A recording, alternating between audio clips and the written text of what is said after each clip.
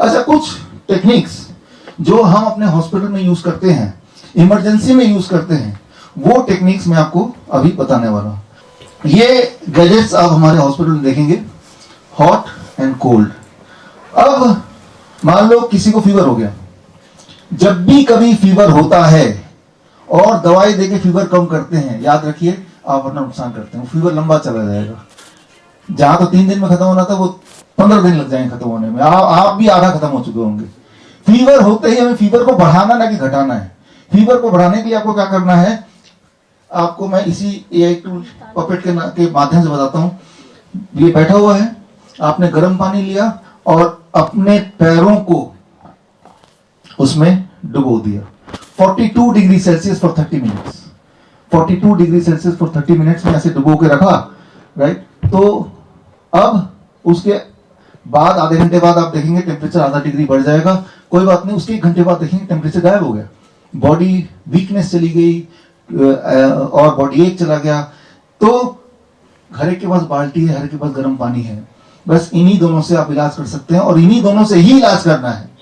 तो मैं ये बोल रहा हूं कि अपने घर को आप आईसीयू जैसा नहीं, आईसीयू से ज्यादा बेहतर बना सकते हैं। यही हम अपने हॉस्पिटल में करते हैं, लेकिन ये अपने घर पे भी तो कर सकते हैं, राइट। तो हॉस्पिटल में हमने इसके लिए, क्योंकि हमारे पास पेशेंट ज्यादा होते हैं, तो ये ऑटोमेटिक सिस्टम बनाया हुआ है, ये पैनल बनाया हुआ है, इसमें टेम्परेचर दिख रहा है, राइट। तो इसमें गर्म पानी डालने की जरूरत नहीं है, हमने सिर्फ लगा दिया और ये अब 42 पे ये कट ऑफ हो जाएगा और उसमें पैर रख देंगे। मान लो कोई पेशेंट है, उसको डायबिटिक न्यूरोपैथी हो गया, पैरों के नीचे की सेंसरियां चली गई, या वेरिकोज वेन्स हो गया, ये बहुत ही कमजोर हो गया, या उसको डिमेंशिया हो गया।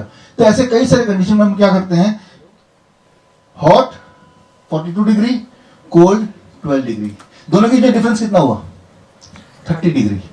बर्फ का पानी सभी के पास होगा, गर्म पानी भी कर ही सकते हैं, डिफरेंस क्या 30 डिग्री का डिफरेंस है ना, 30 डिग्री का। अब 4 मिनट पैर इसमें डुबोए, फिर पेशेंट ने पैर 2 मिनट 1 मिनट इसमें डुबोए, 5 मिनट हो गया। Hot cold for 30 minutes. आप जब ऐसा कर रहे हैं तो एक्चुअली आप क्या कर रहे हैं, जब आप ऐसा कर रहे हैं आप अपने काफ मसल्स को एक्टिवेट कर रहे हैं, राइट। जब hot blood vessels expand, cold blood vessel compress, expand compress, expand compress. जब ये बार बार होगा डायबिटिक न्यूरोपैथी ठीक होने लगेगा, वेरिकोज वेन ठीक होने लगेगा, आपके अंदर जो कमजोरी है वो गायब होने लगेगी। ऐसे कई सारे मेडिकल कंडीशंस जो आसानी से ठीक हो जाएंगी, मच बेटर देन आईसीयू, और सारे प्रूवन है। हमारे हॉस्पिटल में हम कर ही रहे हैं पहले से ही, लेकिन ये सब घर पे हो सकता है और घर पे ही हो सकता है, आसानी से हो सकता है।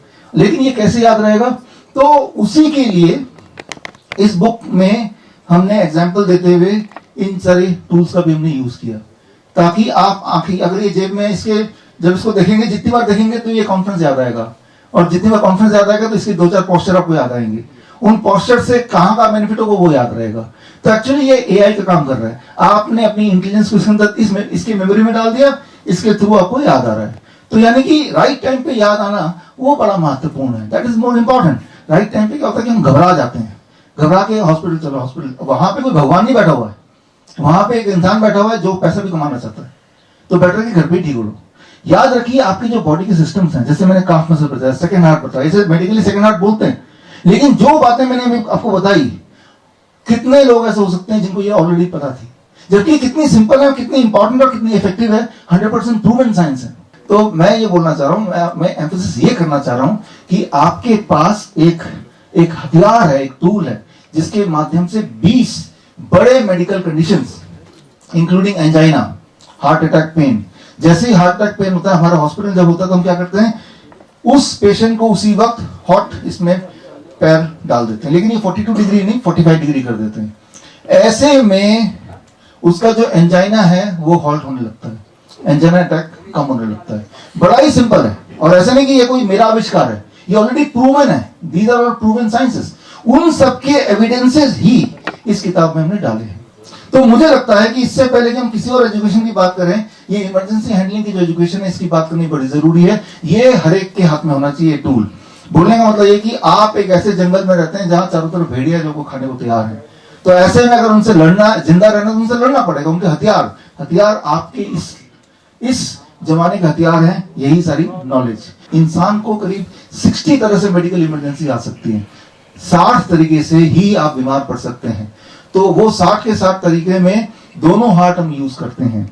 एक हार्ट वो जहां तक आपकी पहुंच नहीं है, आप हार्ट को पकड़ नहीं सकते, राइट, तो ज्यादा कुछ कर नहीं सकते। एक हार्ट वो जो पकड़ा जा सकता है, तो इसको ही आप मैनिपुलेट कर सकते हैं। मान लो ये टॉर्च है, इसकी एक बैटरी निकल सकती है, एक नहीं निकल सकती। जो निकल सकती है उसी पे आप सारा कुछ जोर लगा सकते हैं, वो वाला बैटरी है ये, राइट।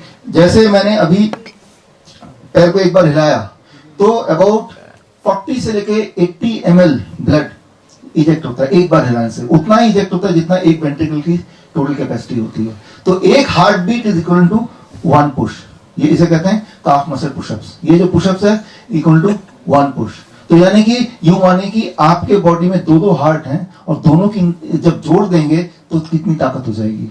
यही कारण है, यही इंपॉर्टेंट कारण है कि टेलर्स बीमार क्यों नहीं पड़ते।